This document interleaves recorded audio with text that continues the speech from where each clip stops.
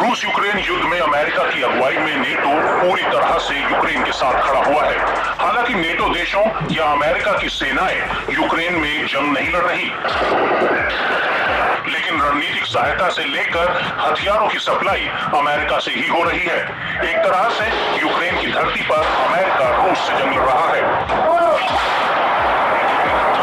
लेकिन अमेरिका को सबक सिखाने के लिए रूस के राष्ट्रपति व्लादिमीर पुतिन ने एक ऐसी रणनीति अपनाई है जिससे अमेरिका की चारों ओर फजीहत हो रही है। दरअसल जिन अफ्रीकी देशों में अमेरिकी सेनाएं वर्षों से डेरा जमाए बैठी थी, अब उन्हीं अफ्रीकी देशों से अमेरिका को रूस ने बुरी तरह से खदेड़ दिया है।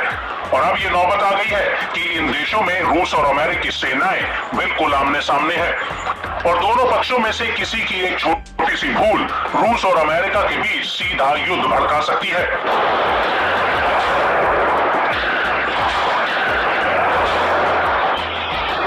जी हां, हम बात कर रहे हैं अफ्रीकी देश नाइजर की, जहां पर रूसी फौज पहुंच चुकी है और रूसी सैनिकों ने अमेरिकी सैन्य अड्डे के बिल्कुल करीब ही अपने तंबू गाड़ दिए हैं, जिससे दोनों देशों के बीच अब आमने सामने की लड़ाई का खतरा बढ़ गया है। दरअसल अमेरिकी रक्षा मंत्री लॉयड ऑस्टिन ने कहा कि नाइजर में जिस सैन्य अड्डे में अमेरिकी सैनिक ठहरे हैं, वहां पर रूसी सेना प्रवेश कर चुकी है। न्यूज एजेंसी रॉयटर्स ने एक अमेरिकी अधिकारी के हवाले से कहा कि रूसी सैनिक वहां मौजूद है, लेकिन वो एयरबेस 101 में अमेरिकी सैनिकों के साथ घुल मिल नहीं रहे थे। ये एयरबेस राजधानी नियामी में डियोरी इंटरनेशनल एयरपोर्ट के बगल में है और मौजूदा हालातों को लेकर अमेरिकी अधिकारी का कहना है कि अमेरिका के लिए ये हालात अच्छे नहीं है, लेकिन कम समय के लिए इनसे निपटा जा सकता है। वहीं अमेरिकी रक्षा मंत्री ऑस्टिन लॉयड का कहना है कि नहीं लगता कि ये एक महत्वपूर्ण समस्या है, क्योंकि रूसी सैनिकों के पास अमेरिकी सैनिकों या उनके उपकरणों तक पहुंच हासिल नहीं है।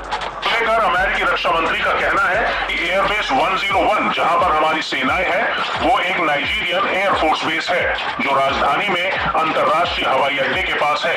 रूसी सैनिक एक अलग परिसर में है और उनकी अमेरिकी सेना या हमारे उपकरणों तक पहुंच नहीं है। मेरा ध्यान हमेशा ही हमारे सैनिकों की सुरक्षा पर रहता है और ये ऐसा है जिसे लगातार देखना होगा, लेकिन अभी मुझे नहीं लगता कि हमारे सैनिकों की सुरक्षा के लिहाज से ये कोई महत्वपूर्ण मुद्दा है। बड़ी बात है कि नाइजर में जुलाई 2023 में तख्ता पलट के बाद अमेरिका ने अपनी कुछ सेनाओं को एयरबेस 101 से अगादेस एयरबेस 201 पर ट्रांसफर कर दिया था। हालांकि ये अभी तक साफ नहीं हो पाया है कि एयरबेस 101 पर कितने अमेरिकी सैनिक और उनके उपकरण बचे हुए हैं। अमेरिका ने एयरबेस 201 को करीब 10 करोड़ अमेरिकी डॉलर की लागत से बनाया था और साल 2018 से इसका इस्तेमाल इस्लामिक स्टेट और अल-कायदा से जुड़े जमात नुसरत अल-असलम वल मुस्लिमीन के खिलाफ लड़ने में किया जा रहा था। आपको बता दें कि मार्च 2024 में नाइजर के सैन्य नेताओं ने अमेरिकी सेना को नाइजर छोड़ने के लिए कह दिया था।